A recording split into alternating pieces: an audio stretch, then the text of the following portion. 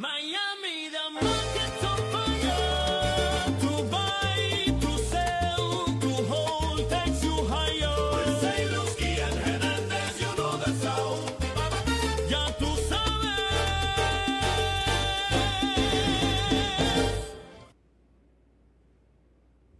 Happy Friday, Miami. This is Buy, Sell, Hold Miami, a real estate podcast. I'm Peter Zalewski, condo consultant, expert witness, founder of the Miami Condo Investing Club. Joined here by my partner, my co-host, the moderator, Daniel Hernandez. He works over at Compass Real Estate in Coconut Grove. He does single-family houses and condos.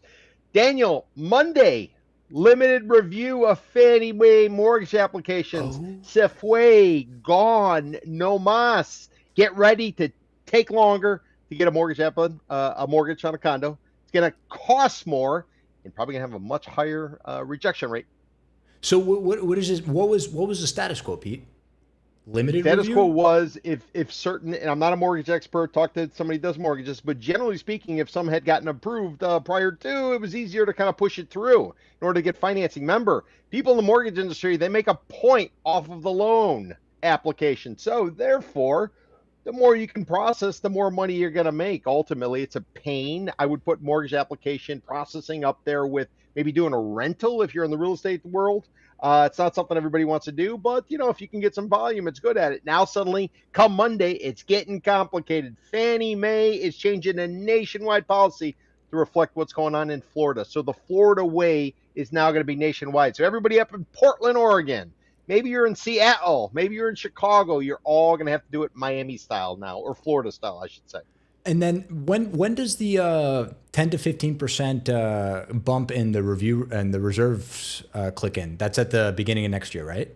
Yep. January 1st, everybody, if you are in a condo and if your condo is going to be warrantable or basically investable for financing from Fannie Mae, who's the secondary buyer, you're going to have to set aside 15% in reserves. Therefore, everybody's condo maintenance fees are going up nationwide if they want to have buildings that are going to be financeable. From what we've seen in the past, Peter, most buildings aren't even to the 10% threshold, are they? No, they're not. But now that you're doing full reviews, it's probably going to start to get much more serious. Basically, the rubber's meeting the road. I think Fannie Mae's taking steps in anticipation of what they think is going to be a very challenging time next couple of years. Very interesting. So watch out if you're buying a condo, folks. Need a good advisor. With that, this is Buy, Sell, Hold. And if you never watched this before, Peter and I throw some stories week after week after week. Thursday comes, Friday comes. We got to settle on 5 stories for you guys. And we're going to talk about them for 7 to 10 minutes each. We got you guys for an hour. Just something to listen to, something to watch before you start your weekend. It's hot out there, so find a bar with some air conditioning. Maybe put your linen shirt on, get a nice guayabera going.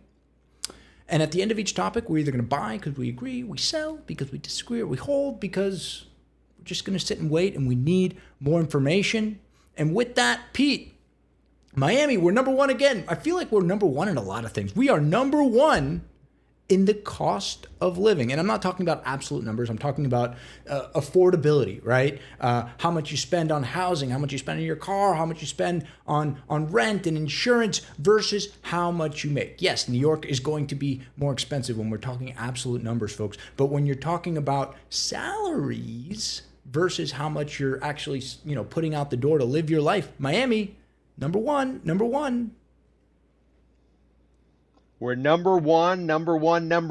But what's interesting is the The Economist, they came out with a livability study. Yeah, a livability study. And they say we're nowhere close to being number 1. So this is kind of interesting to see how it plays out depending on whoever the source is. If you looked at I want to keep saying the BBC. If you looked at the Economist study, if you look at the Economist study, Miami's ranked number 8, like Cayocho, number 8 in the United States for livability.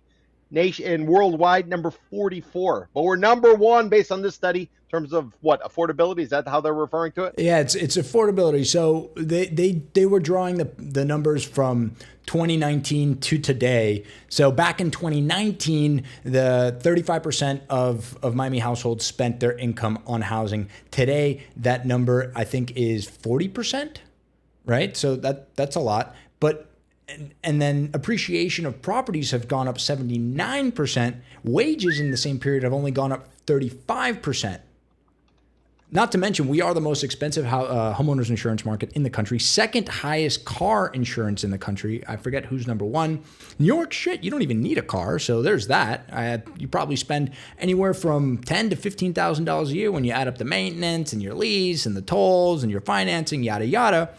It's very expensive to live here, and we've talked about the whole idea of the bifurcated market. So meaning to buy, you got ultra wealthy over here, and then you got the people who don't really have much over here, and there's that missing middle. And Miami has a very large and exceedingly growing missing middle class, and so we talk about that a lot on the show. Some other things but let me give it an asterisk, everybody. That's the asterisk. When I was a reporter, I used to talk to an economist called Charles Janaran. Charles Janaran was an economist down here. We've had multiple economists. And you know what Charles said at the time, Daniel? What did he say? You want to know what that economist said? He said when you're measuring the economic, let's call it, the GDP of Miami, what you need to realize, a lot of us play all cash. A lot of us are all cash, and therefore they're not able to count. Now, it was one thing during the 1980s where all the cocaine money was coming in. The Federal Reserve was getting all these bills, and they had to do something with it. And the concentration of greenbacks that were in the United States in the Federal Reserve Bank in Miami, out there in Dorazuela, that was one thing. But what this economist said, and it always sort of stuck with me, is that there's basically two sides to this economy. So you got the ones that are on the books, i.e. IRS. Then you have the other version that never kind of makes it. You ever walk into a restaurant and it says no credit cards accepted, no debit cards, you got to pay cash? That's kind of an idea. Because Solo's Pizza, they used to be like that, but now they're willing to take a credit card or willing to take a debit card. But they're Duffy's, the bar right there on Red Road, on the other side of the Gables, next to El Carajo. They used to be all cash. Now they do it. So if you want to get a tell as to what's really going on in the economy, look for a place that's only all cash. Well, and I also want to point out that, we are actually also number one, and we led the state in domestic out-migration last year, Peter. So everybody's talking about the folks that are coming in, but we actually lost more people than are moving here. And the peak of people moving here was back in 2022 when Peter likes to say they allowed you to... You didn't have to wear a mask thanks to Florida Governor Ron DeSantis. The big bad blue states, they mandated masks, and Governor DeSantis said no mask necessary. Also, too, Wall Street and Silicon Valley said you could work from home. And Miami Beach just wanted to put a cherry on top, and they said you could twerk on a police car on Ocean Drive. Those were the days. Those were the days when 1,640 people were moving to Florida every single day. And now that's come down to 500 and change. But the interesting factoid here is that the people that are leaving, right? Then we have a surplus of out-migration versus the people coming in. Their salaries are somewhere around $87,000 a year, whereas the people that are moving here, although the numbers dropped, the people that are moving here, their salaries are about $178,000 a year. That's real money, folks. Some of the neighborhoods we're going to be talking about today have median household incomes of $35,000 a year. So 6X practically. Big bifurcated market. That's what we're talking about. And that doesn't even factor in the immigration aspect. It doesn't factor in the guys jumping out of vans wearing masks, disappearing people. They can't send them to Alligator Alcatraz anymore. That's supposedly shut. But they're still out there. They are circulating. They're hunting for people. So we don't even know what the real numbers are going to be once they're able to go ahead and kind of gauge what our real population is. So, Pete, I want to ask you then, how do we attract the best and the brightest down here if it's so expensive, but you're not making the salary and there's not the network? Like if you're coming out of school right now, why would you move to Miami? I mean, granted, a lot of people have family down here, and so that's a captive audience. But say you don't have really a dog in this fight, and you just want to better your career. What is going to draw you to Miami if the salaries up in New York are 2x? Why would you come here? Well, again, going back to a conversation I had with somebody who worked for United Nations back in the day, I was talking to him about how people got positioned around the world when you worked for the United Nations. And what he was telling me, what multinationals always used to do is if it was a young couple that just got married, they never sent them to Miami because they were afraid somebody might go astray. They would typically send them to more conservative type of market. Des Typically, you Moines, wanted a single Iowa. type of person. Yeah, exactly. So this is as confident as we like to be that everybody wants to be here, and the economists said no, they don't, because we're the eighth most livable city in the United States. We're the 44th nationwide. Miami doesn't necessarily play with everybody. You got to have a certain type of personality. You got to be kind of open-minded. You got to be willing to understand or at least listen to different music, whether it be on the radio or whatever you listen to, whether it's in the grocery store, whether it's anywhere. So there's not really a lot of selling points on Miami unless you're running and gunning, you're looking to YOLO. But these are kind of the cycles we go through. We were hot for a long time. Whether or not we able to maintain it, I don't know. Daniel, when I got to Miami in the 90s, I was like 4. When I came to Miami in the 90s, they were killing tourists. Your license plate, everybody, if you have a car, down at the bottom it says Sunshine State, or in certain counties it'll say "In God We Trust." They used to say rental.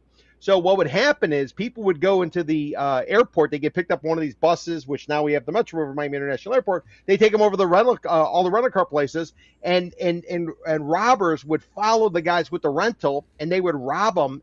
Some people got killed. Wow. German tourists got killed. English, Brits, they got killed.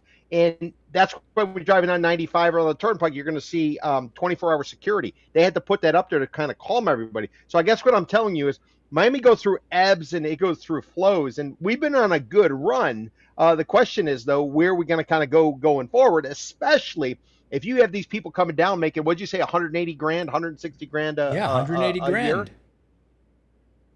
Okay, so you got the 180 grand going down and there. not to mention like the tax savings. We got no tax here. So not only is it cheaper for them to live here, they're making the money, and then there's the added value of they're probably making an extra. If you're making 200 grand a year coming down from New York, it's probably representative of close to 20 or 30 or $40,000 to you in saved taxes. So they're happy to spend $3 grand a month on a rental because it's basically money that fell from the sky. Yeah, but what also tends to fall from the sky. I mean, a big area right now is West Grove. Everybody loves West Grove. West Grove. Hot. Well, take yourself back 15, 20 years. That stretch on Grand Avenue from what's Cocoa Walk over to US 1. You would have all kinds of stuff going on over there. So I'm just saying, sometimes we get a little ahead of our skis. We don't really understand what the reality is of Miami. And whenever you have a great divide, I would say financially, those who have, they need to watch out, because those who don't, they're going to do whatever's necessary in order to pay their prescription bills, make sure their kids are safe, keep some sort of roof over their head. Before, you used to be able to track the economy based on bank robberies. You knew when they were robbing banks that all of a sudden stuff was going sideways. I think everybody does digital now, so now there's probably hacking. But you know, it's phishing emails. Click on this UPS tracking link for this package you never ordered. Yeah, so we kind of got to realize Miami, 55% foreign born. We are an area of transients, and when stuff starts to go sideways, it can get a little sketchy. I'm not putting everybody on notice or on warning, but when I see that bifurcation, I would be a little bit concerned, because the best thing the government can do is keep everybody kind of fat and happy, and therefore they're not going to go out and they're not going to commit violent crimes. They might be committing the white collar crimes like we were very good at here in Miami, whether it's healthcare fraud or anything else. But this is something everybody needs to have in the back of their head. We go through cycles, and we've been on a really good run basically since a great recession. I thought we were calling that an excursion, the Great Excursion, or the Great Skirmish. The Great Skirmish, yeah, exactly. I mean, think about it, Daniel. Do you feel safe everywhere you go in Miami, right? You can even go into an area where back in the day, everywhere I go, but yeah, generally I feel pretty freaking safe here. Yeah, Wynwood. Take a look at Wynwood today. Well, you know what? I'm not leaving my car in Wynwood overnight. Yeah, well, that's what I'm saying. I mean, even if you go into other places where people are up and coming neighborhoods, everybody's, they parachuted in, they think, everything is cool, whatever. Well, we haven't seen a downturn, and so it's something to keep on in mind, everybody. Listen, as long as everybody can feed themselves, keep a roof over their head, pay for their prescriptions, everything is rock and rolling. But when it starts to turn in this K economy, the capital K, with those who have getting a lot more and those who don't getting a lot less. That's when it starts to get sketchy. And that takes me back to when I got here, when they were murdering tourists because they needed to rob them. They needed to make some money. You also had the cocaine aspect of it. What was going on with cocaine cowboys, if you guys want to get a sense of that. Or there's a book about Willie and Sal, the two buddies who were in the drug business. The Hotel Scarface book about the mutiny is also fantastic. I can recommend. And Hotel Scarface is good. But listen, everybody, everybody's got to have money. You got to be able to pay for your health care. Otherwise, it gets sketchy from everybody all the way around. And that's not what we want down here in Miami. Miami's number one for the cost of living. Buy, sell, hold. I got to be a hold on it. Just because of what Charles Janaran said, there's the IRS economy, and then there's the all cash economy in Miami. Rico says it's all about the 3 B's: beach, boat, and Bahamas. I think there's another B that we could probably replace out of that, but we'll talk to Rico about that later. I'm a buy. I like the data. It says so, and I live here, and I think it is very expensive to live here. Miami's precedent-setting reaction, or maybe non-reaction to the club. So we got porn shoots on balconies, sex in jacuzzis, 14 people in a studio. We got pot smoke everywhere. This isn't a frat. We're talking about the club, which has been dubbed by the Miami Herald. Somebody's got a dog with a bone over there at the Herald for the club at Brickell Bay. We've talked about this story probably like a month ago, but it's a 43-story condo tower right next to a $700 million assemblage put together by none other than our boy Ken Billions. So maybe the city of Miami doesn't really want to regulate this, but I bet you somebody in Ken Billions' camp is like, maybe this is a condo we should terminate too. So this building, it's an STR building, short-term rental, build to rent, BTR, STR. But fundamentally, it's an Airbnb building, meaning you can buy a unit in here and rent it out for a daily rate. There's no 90-day minimum, 6-month minimum. You buy it as an investment. It's like think about it like a hotel, but there are individual owners for every single little room, and you can manage it as you see fit. And this has become very, very popular. It's a 40 unit building, and all but about 100 of them are for Airbnb. And I found something interesting when I was reading about this, Peter. The board, so the HOA board, none of their board members, none of the executives on the board are actually homesteaded in that building. So I'm sure, and that tends to be the case in a lot of these types of buildings. Yeah, so you have sort of like these benevolent dictators who are ruling from afar on where you live. And I think, look, I know there's not a lot of teeth in the legislation here because the state passed a law that DeSantis signed a few years back that preempts any municipality from banning short-term rentals. But the condos have their own rules, and if the condo board, whether they live there or not, decides that, hey, we're going to allow short-term rentals here, then that is the law of the land.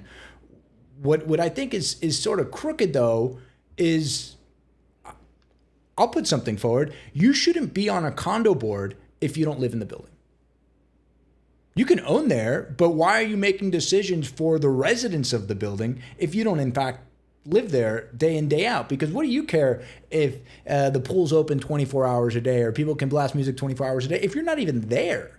I mean, I'm all for capitalism and free market and yada, yada, and rules are rules. So I know Peter's going to say, well, just don't buy in that building, but rules can also change, right?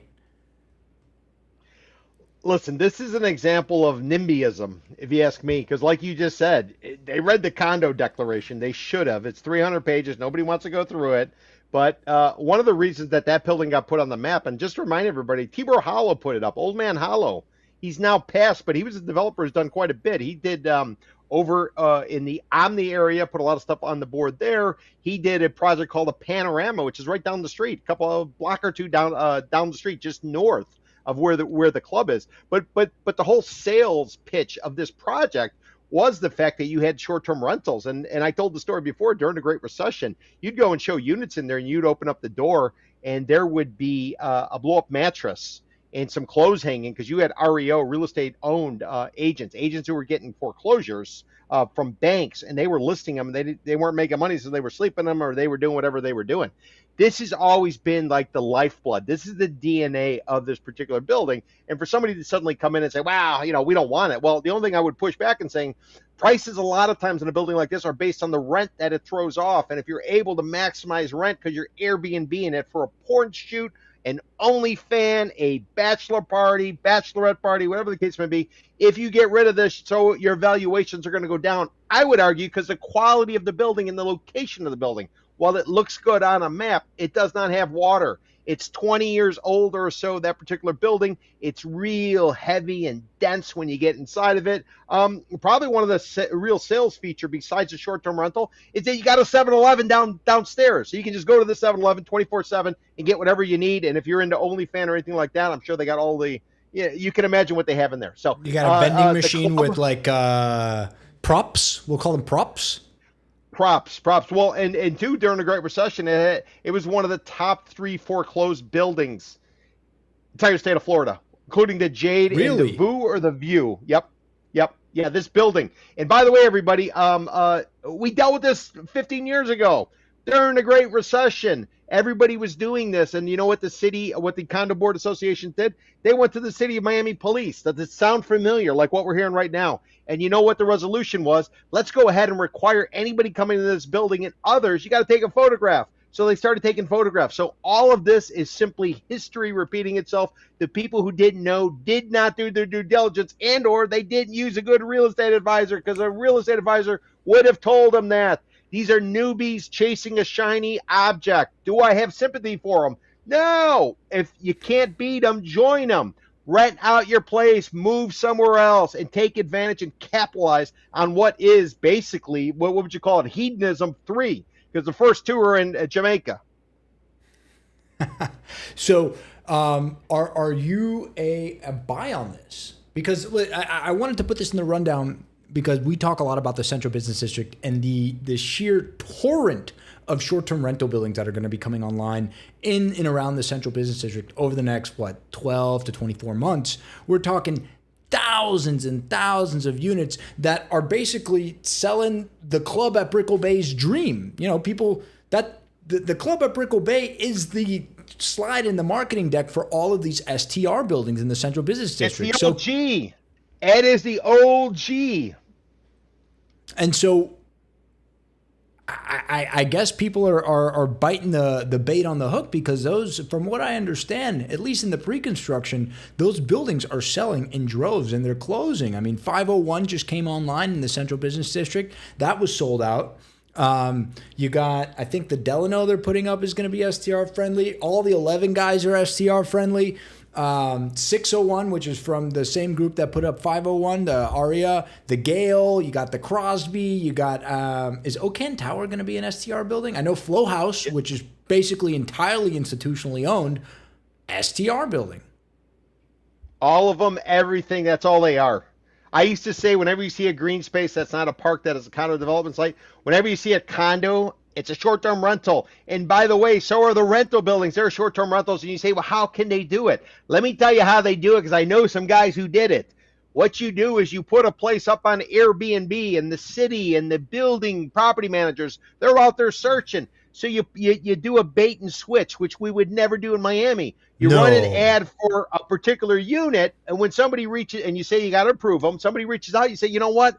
I'm in negotiation with somebody, but I just happen to have another one that might be coming. Let me send you some pictures. And now, lo and behold, you've now skirted, got all around what's going on there. But at the end of the day, whatever rent you're generating, whether it's a individual, a couple who is renting monthly, or you got one-off Airbnb types, your valuation's based on your rent. It's as simple as that. If you want to go ahead and change the rules in that condo association and you want to become Broward County, Daniel, I don't know if you know this. You go into certain condos in Broward County, some of them, Boca Raton's another place too in Palm Beach County, you have to own 2 years before you can turn around and rent it. I've seen that. Time.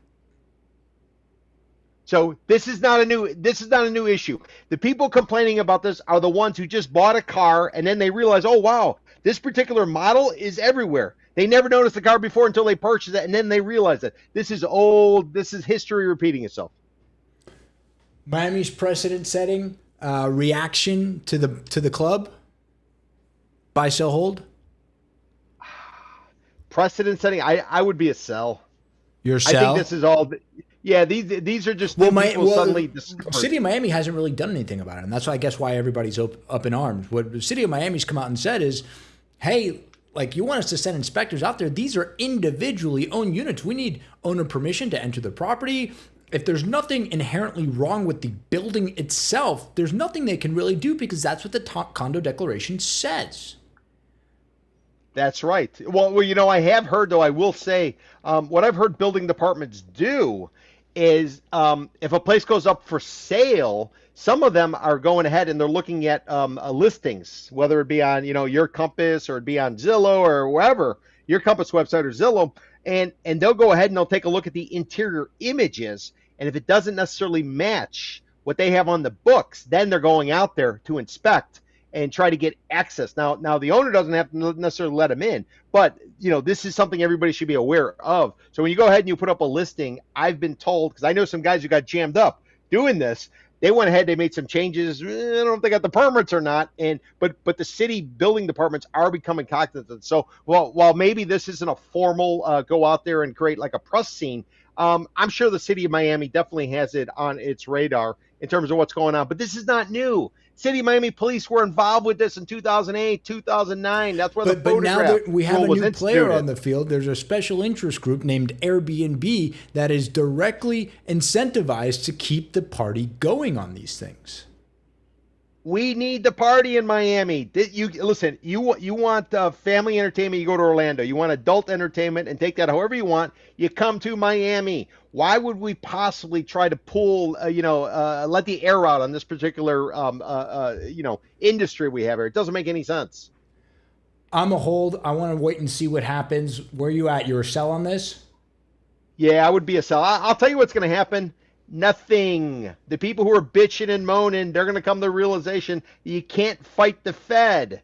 You either join in or you sell and you get the hell out, is what I would tell you. Nothing is coming of this. Nothing. And by the way, another project, if anybody's interested in the short-term rentals, is the Four Ambassadors. Four Ambassadors, nobody's bitching and moaning there because they're all doing the same thing. They bought the units, they rent them. Tell me that's not a termination candidate if you ever saw one. Oh, it's a perfect car, and the price point on the way in is so cheap, right up the street. So, but they're not bitching and moaning the Four Ambassadors. You know why? They're not living there. The people who are living there are the ones who are basically creating all of the havoc. And listen, this is to the president of the Condo Association of the club at Brickell Bay. What you ought to do is go and rent out your place and go rent somewhere else where some owner overpaid in 2021, 2022, 2023 when you could twerk on a police car in Miami Beach. Live in that other place, have the landlord subsidize you, and collect the money from the particular unit you have. You're not going to beat the Fed. Do not fight the Fed. Simply, I'm saying this is the way that the current's going. There's no sense of trying to swim against it. You heard it from Peter first. Well, lagoons are the new golf courses. Peter, have you been up to Sole Mia? I have, and it's it's probably the nicest pool I've ever seen on a landfill in my life. On a landfill, it was a super fun site way back in the day. So for 100 years, guys, if you were building a fancy community, you built a golf course, right? Now you dig one of these. And I want to talk about it today because the preemptive company that's building all of these, and this isn't just in Florida, Peter, this is in Texas, Arizona, they built one in South America. This is, you can't really tell from the bird's eye view here, but this is a nearly 10-acre pool, effectively. And it uses less water than a golf course because there's no grass to water. It doesn't use the chemicals that a pool would use, and then they just fill it once, and then they refill it every so often to offset the evaporation. But I wanted to talk about it because the folks who built these things, Crystal Lagoons, they're based in Coral Gables, man. Talk about nice. a homegrown Miami company making it big. And so the guy who heads up this company, he has over 2,000 patents on this technology. I mean, I guess it's a little more complicated than just getting a few backhoes and digging a hole in the ground. But they've built this. They've built them. This was the first one down here in Miami. They have a few other projects throughout Florida. But to the cost of an HOA, so Solamia, folks, if you haven't been watching us for a while, Solamia is a JV built by a JV. It's a master plan community. It's a group called Oleta Partners, and that's a JV between the Lafrac organization, Richard Lafrac up there in New York, and Jackie Sofer's Turnberry. They just put up, you can't see it in the view there, but you see that dark dirt on the bottom right. Well, that's Turnberry 1 that's already built. She's clearing land to build her second condo project there. I think they sold at a blend of around $1,000, $1,100, $1,200 a foot. And then there's a bunch of multifamily around there, Peter. So they put it in a UM medical center. They put it in a charter school. So they built this little master planned community, and it's all around this lagoon. And they put the fake sand and the fake beach. And it's interesting to me because anybody who's against it is like, well, why don't you just go to the beach? Because, yeah, in fact, the beach, Aventura and Sunny Isles, is like a stone's throw away from this place. So if they can be successful selling condos with this thing as sort of the centerpiece, it seems like to me that Crystal Lagoons can pretty much replicate this model anywhere. Because they're selling the waterfront dream.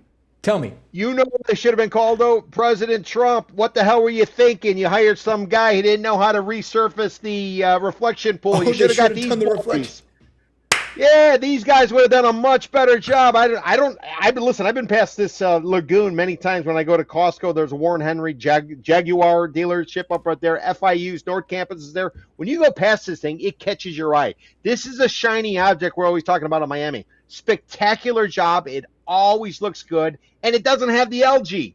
President Trump, you made a mistake. Next time you got your sons looking around for dirt for a presidential library, have them looking at swimming pools, because the guys you hired, it went to shit up in D.C. Sorry to interrupt, Daniel. No, not in the slightest. So I wanted to put this up against the whole idea of putting the golf courses, because, right, golf, Florida, it's where all the golf courses are. I don't play golf. I don't think you play golf. Do you play golf? So no, I hate it. You need too much patience. It's a 6-hour time suck, and yeah, I don't have the anger management or the patience to put through up with 6 hours. Besides, we work too hard. But golf courses boomed, from my research, between 1986 and 2005. Right, so they were just building more and more and more and more of these things. They opened 4,000 golf courses nationally in that period of time. But in the last 2 decades, the playing population, like the young ones, you know how the tobacco companies like to get young people hooked on cigarettes? Well, like the golf community likes to get young people hooked on golf. Well, the growth slowed substantially over the last 2 decades because, you know, it's got this sort of like stuffy, snooty, image, I guess you could say. It's very expensive. It's also expensive. It's expensive and it's a time suck. So this whole lagoon thing, in terms of getting a developer to pay for this amenity, it's cheaper to run. It's cheaper for the HOAs. It has a larger total addressable market. This is a very family-friendly amenity, and it looks pretty. And you don't have to resurface it how they have to resurface golf course every so often.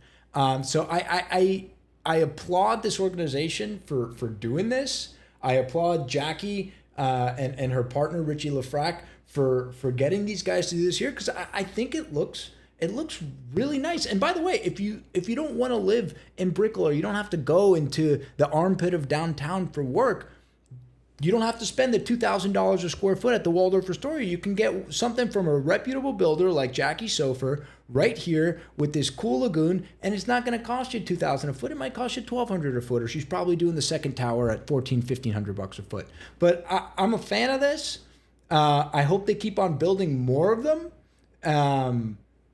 Hey, I don't think you will see very much more of them built here in Dade County, just because dirt's so freaking expensive. I don't see 10 acres being set aside for a pool effectively, but I like their local company. Well, I think and Daniel, you said Crystal, what's it called, Crystal Lagoons? Crystal Lagoons, the name of the company. Yeah. Yeah. So you said that they actually did this one at Solamia. Correct. Yeah, so just to give everybody a little context, the location of this place, again, like Daniel mentioned and I referenced, this was a super fun site. This is where you used to just dump stuff. City of North Miami, I think it is. It's North Miami, North Miami Beach. Neither of them's on the sand, but they're like right next to each other. They're always getting confused. City of North Miami owns it, and they went ahead and cut a deal with a group called Boca Developers. And Boca Developers put up 2 towers in there, and then they did like they always do in Tampa. They say in Tampa, tits up. The thing went sideways. Then downstream, LaFrec comes in. Richard LaFrec comes in and brings in the SOFRs. Now they need to reposition it because everybody locally knows that it was a Superfund site. So they start to do a whole variety of things. And really one of the anchors, I would say, in terms of creating reputation is, in fact, this lagoon. It is just spectacular. You see it and you're just like, wow, you almost want to drive by it and check it out. And then they built a series of mid-rises around there. They put a now they're following pickleball up with court condos. in the middle of the freaking thing. I don't play pickleball Wow, either. okay. I mean, Yeah. They're really pulling out all the stops to make this thing look cool. No, it looks absolutely spectacular. What they need to do, though, Jackie, what you need to do, and Old Man LaFrec, you guys need to reach out to the boys and girls over at the Flamingo that do the Sunday pool party where they get the strippers, the bartenders, everybody else, and then you drive a Sunday pool party. Yeah, and then you can get the big rents then you can get the rents that the Flamingo was getting, because your product is far superior to that old shithole, which is a Flamingo, other than the building in the center. That's the last thing they're missing, because every time I go past the pool, nobody is there. But I tend to go during a week. But that's the next thing. Just turn it in, or I'll tell you what, link up with Avra Jane, who's got the factory. She's a developer. She also got the factory out in Hialeah, doing all of the ultra-related type of music. Have her put on a party there and go back and forth. And now, all of a sudden, you're going to get some real rents going while people are stopping off at the Costco to get the $1.50 hot dog and soda. Buy, sell, hold. Lagoons are the new golf course. Ooh, I would be a sell, because I think golf courses are future development sites. Maybe they can redevelop these lagoons. No, I would be a sell that they're going to replace golf courses. The legislation for the defunct golf courses, like we're seeing down out in Kendall, right? Yeah. Don't let your golf course fall into disrepair, guys. Somebody's going to come and backhoe it and turn it into a soccer stadium. Well, well, Daniel, I heard an interesting thing. Somebody proposed, because they're looking for space for data centers. Why don't they take these golf courses, build data centers there? The space is already available, right? Ooh, not a fan of that. I'm not a fan of that.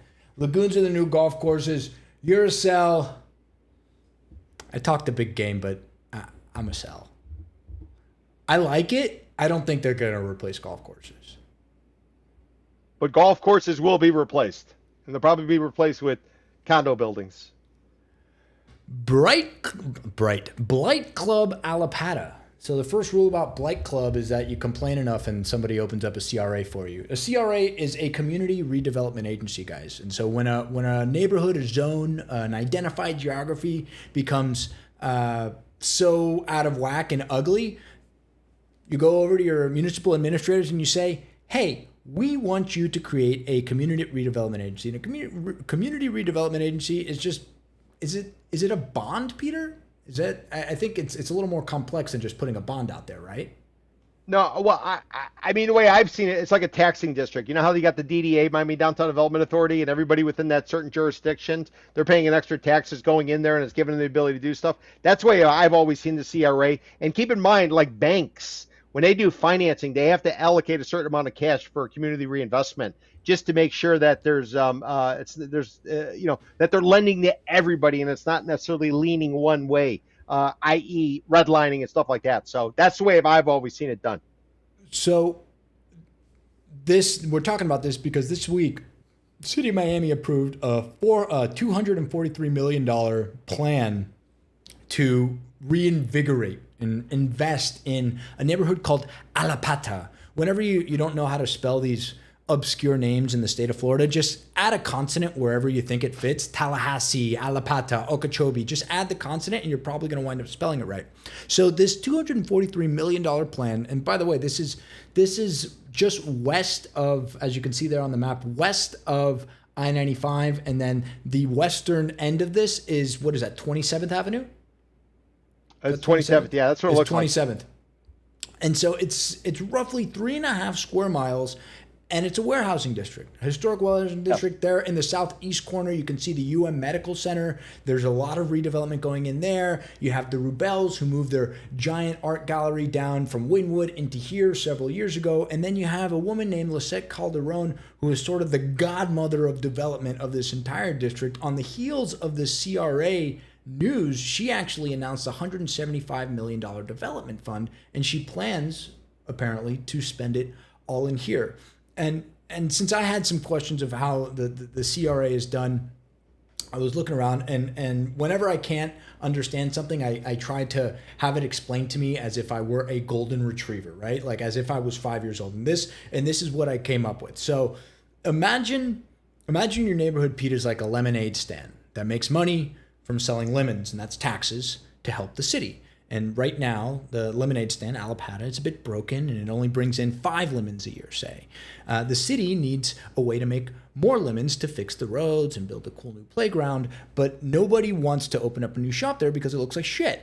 So here's where TIF comes in. That's tax increment financing. So what we do is that we freeze the lemons, we freeze the taxes for the next X number of years, let's say 20 years, and the schools and the police and all those essential services will still get their 5 lemons from that area. Nothing changes for them. And then the city borrows some money to fix up the neighborhood. They pave the streets, they put in the nice lights. And now, because the area looks so nice, people start to build big, beautiful new stores. They gentrify, which is a naughty word, right? And these new stores are huge. So they pay now 15 lemons in taxes. The first 5 lemons goes to the schools, but those 10 extra lemons go straight into the special piggy bank to pay back the money used to fix the streets and build the playground. So years later, when the piggy bank is full and the debt's all paid, the schools and the police and all those services now get 15 lemons a year. So the tide kind of rises all boats. But there's a caveat. Not everybody's thrilled about this. Because one, what happens if the public schools and services need more money? That tax rate is frozen. That baseline tax is frozen. And so if they run out of money, or if our administrators misspend the money, which they have a wonderful reputation of doing, the regular taxpayers outside of the CRA have to pony up. Their taxes are going to go up because they can't raise the taxes in the CRA because those taxes are frozen, right? And then the gentrification, which is effectively a nice word for saying you're going to displace residents, invariably will happen as property values go up, which that's the whole point of this, is to raise property values. But who likes this? It's going to create jobs, construction work, the future tax revenues from this. You know, the city wants to raise tax revenue because, well, that's what goes into the government coffers here. The city governments are going to like it because they can go out there and campaign on the fact that they did this for this neighborhood. And then, of course, the property developers. But I want to defer to Peter because he's been here for a minute. This is a new CRA, but there's been a CRA that is in the spotlight that's been around for many, many, many years.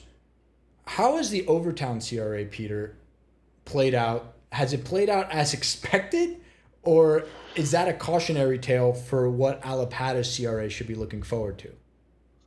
Well, I would almost say if you're hearing about a CRA, that basically means the end of the way the place used to be. And everybody should understand this area. We talked about it last week. I think it was last week, Daniel. You had 2 trains coming into Miami. You had the bougie train, which was Henry Flagler's train, which ran right down effectively where the Bright Line's running, right next to Biscayne Boulevard or Federal Highway if you're up in Broward and Palm Beach County. Then you had the cheaper train, which was called Seaboard Airline Rail. Even though it was all train, air wasn't part of it. I guess it's like it's floating on air. And it came in through the west, and it dumped off, its main terminal dumped off right over there in the Allapattah and also Wynwood. And anybody remembers where the Miami Stadium was?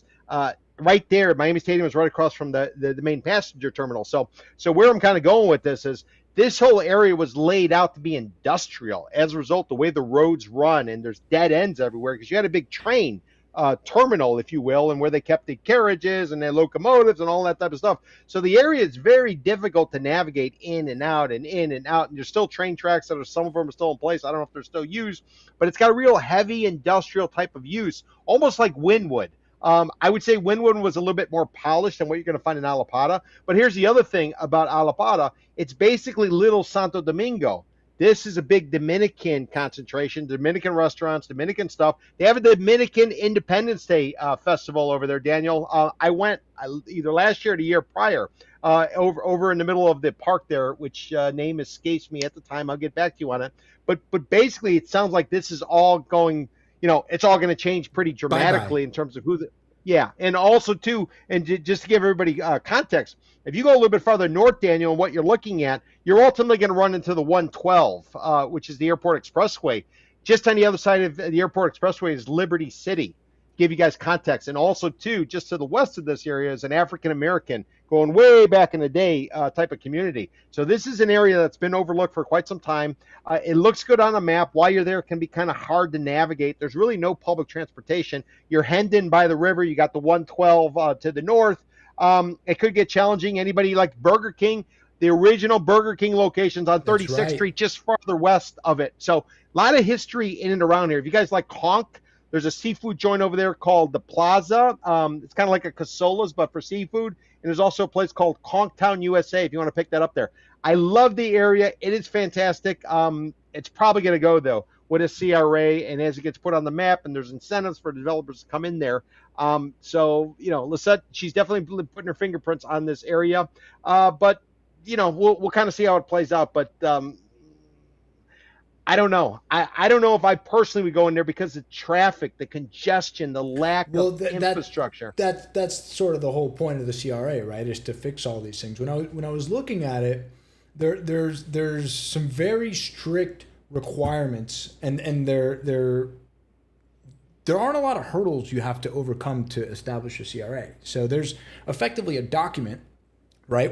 It's a rubric with 15 things, and if this given geography hits 2 of these things, by statute, they can consider it blighted and then create a CRA. And the list of 15 things, we can publish it later, Peter. I'll send it to you so you can put it on Substack. But it's things like stagnant rents, potholes. They probably don't have stagnant rents because they're Wynwood adjacent. I think the tide has risen all boats, so the rents have probably gone up in Allapattah in kind with everybody else, but there's certain things like if there's too low density of large assemblages, so like if there's 1,000 little 2,000 square foot warehouses, that's a thing in the rubric that they can cite to establish a CRA, because they want more cohesive development and they want more thoughtful movement and building. And hey, you know who's probably all over this? We should reach out to that guy we had on the pod back in February, the affordable housing guy. That'd be an interesting guy to talk to about this. And everybody too, if you remember Wynwood back in the day, there was kind of a fashion. Yeah, there was kind of a fashion district right over there by Austin, right? Yeah. So if you want to get a glimpse of what we're talking about, go over to 20th. Go to 20th Street and just drive from the river. You can go to Miami Casino and drive all the way to Wynwood, and you guys will see all these little retailers that are all selling either in bulk or wholesale retail type of stuff. I'm sure it's all knockoffs, perfumes and shoes, and you kind of name it, just to get an idea. But it really reminds you a lot of Wynwood, say early 2000s is what I would say, this particular area.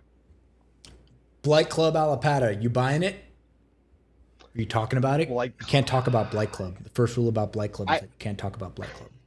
I got to be a hold because I never saw Allapattah as blight. I've had a buddy who's lived there for 20 years because he was trying to get off the radar.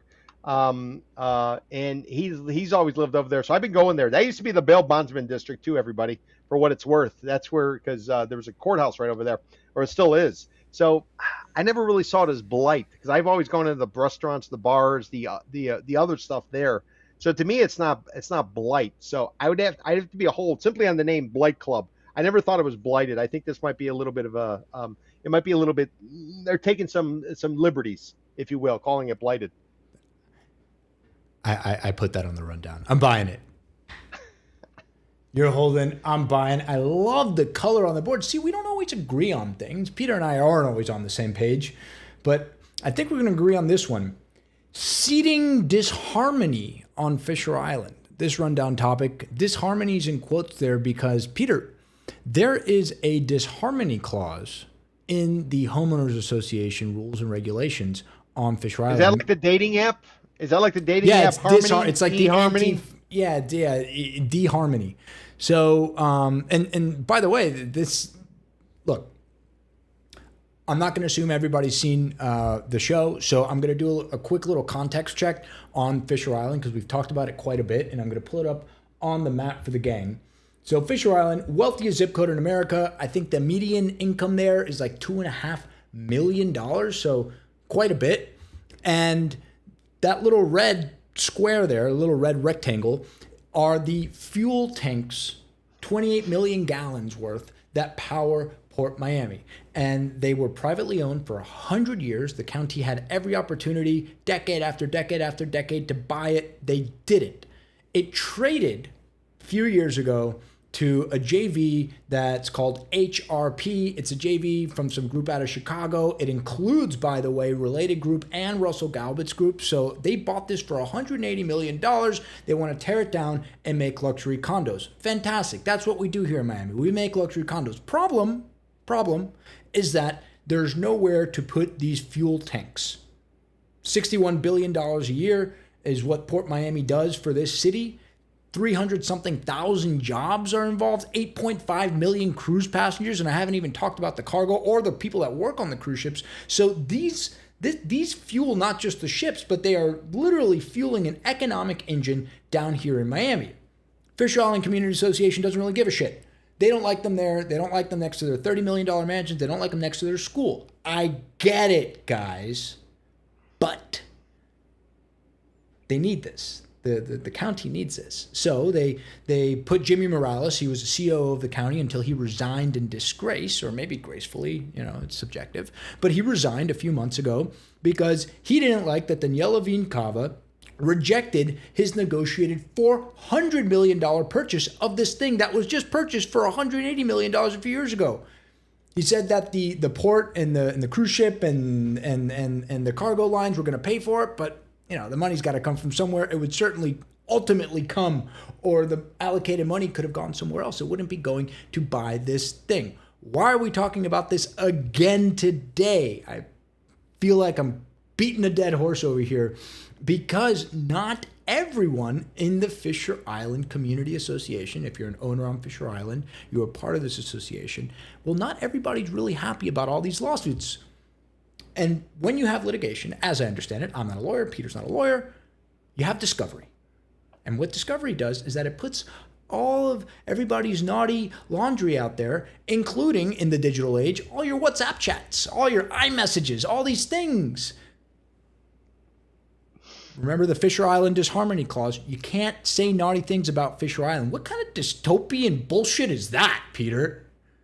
No First Amendment rights on Fisher Island. You can't say bad things. They've already kicked out a member for saying bad things about the association. I'm not a member of the association. Peter's not.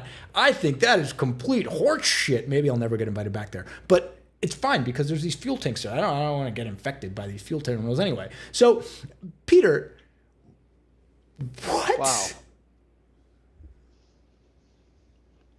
This is this is so fascinating. I love watching wealthy, ultra wealthy people get into pissing matches, because then it comes down to simply principle. So they're gonna, they'll die on that hill basically because they want to prove a point. So this should get really interesting. So just a couple points. One, the county's in the best spot possible. Related in the Chicago group, they got their cash parked in here. The fact that eminent domain came up means the deal is dead. Nobody's going to take them out whatsoever. So the county has basically, they got the trump card. The county's got the cards on this one because nobody will venture to take them out. What'll probably happen is Related in the Chicago group will probably just a little vig based on whatever it is they paid if the county decides to step it up. They're probably going to run out the clock on them whatsoever. Point number 2. Port of Miami, we said it before, get rid of the cargo. It's not big enough. Send the cargo to Port Everglades. All cruises. Make it all cruises. Make the internal part of Dodge Island, which is named after the captain, or one of the captains who used to spend a lot of time over there when they were judging it out. Make it a destination site so that when we have parties, instead of having to go to Ocean Drive, you could have it there. You could have the cruises coming in. That Bring would in be like so downtown cool, Peter. Disney. Yeah, get rid of the cargo. You're not making any money on the cargo. What are they doing? They're driving gantry. Are they moving gantry cranes or taking boxes off TEUs, 20-foot equivalent? You're not making any money on that. The guys driving the semis into downtown Miami. Now they're taking a tunnel. Before they used to come up right up The Biscayne tunnel's Boulevard. cool though. Yeah, but you connect to the chassis gets connected to the TEU, which is 20-foot equivalent, and then they take it out. There's no money made there. You got a couple people. It's not a real like wealthy type of business. Now, when they're talking about the numbers, they're talking about valuations. How much of that is actually staying here? It's coming here. It's getting transshipped somewhere else. Almost like when you're clearing customs or you're in transit, you're catching a connecting flight. Same type of thing. They can make a lot more money if they brought in more cruises on the bottom side. They turn the whole thing into some sort of downtown Disney, downtown Miami type of thing where you had events. It could be great. The Fisher Island people would be pissed off as can be because there'd always be bright lights on. There'd always be music. There'd be all kinds of stuff going on. So that would actually be a lot of fun. But the part that you can't actually comment and speak out against the association, I just find that to be so fitting.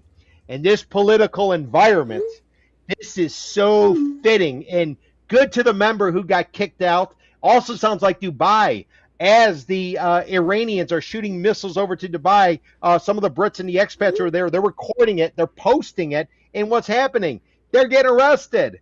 What is it about those people with a lot of money that they're so sensitive? Why are they so sensitive, Daniel? I do not understand. Clutching my pearls, as you say it. I love this, Daniel. This entire drama, this is excellent, excellent, excellent drama. Because everybody in there has got an attitude. Everybody's got cash, and it should get fun. Well, what's the real estate angle with this, Pete? Because I know you track condos exclusively, and you have your finger really on the pulse. Is this news going to hurt the already quite slow Fisher Island condo market? I think what's probably going to happen is, first of all, the Fisher Island condo market is it's non-existent.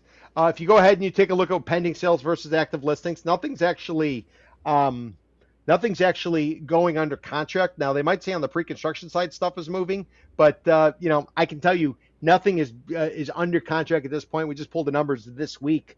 Listings is like 25, 35, something like that, with zero pending sales. Now, in terms of the development, I really seem to think that this might just have been a play from the beginning, just to go ahead and try to get some quick cash from the county.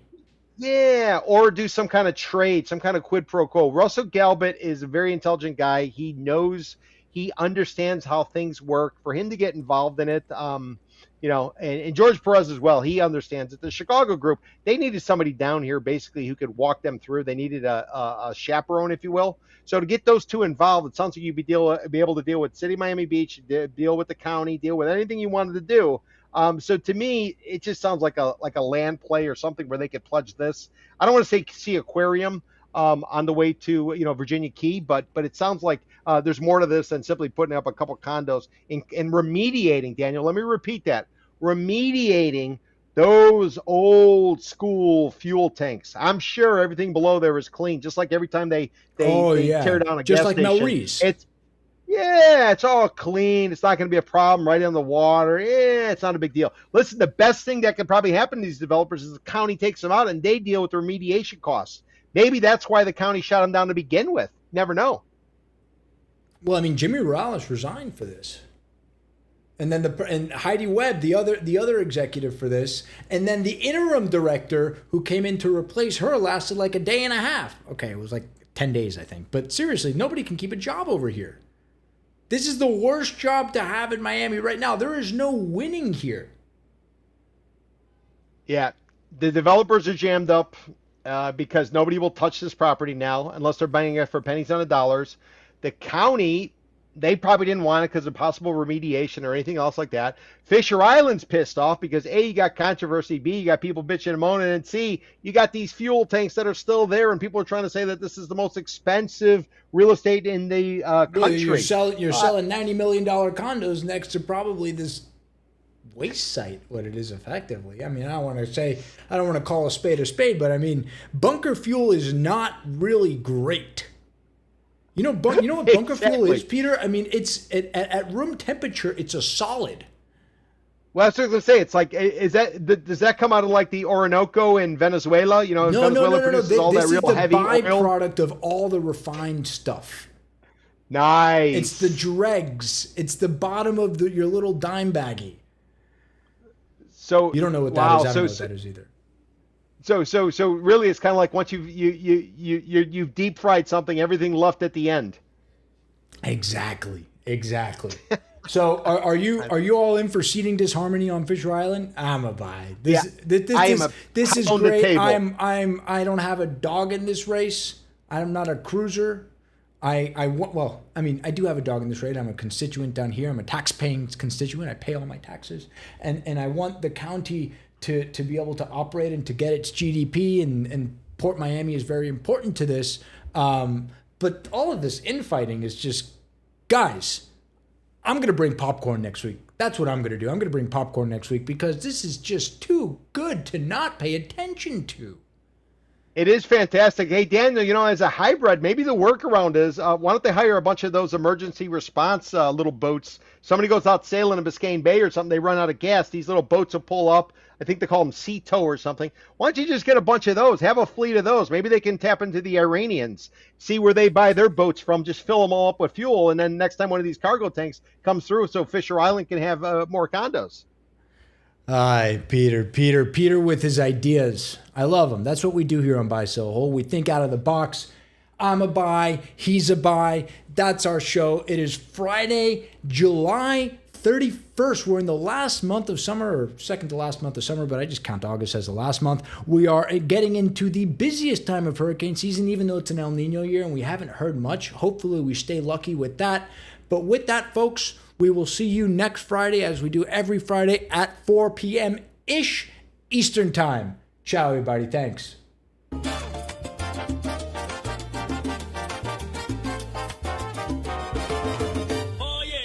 Miami, the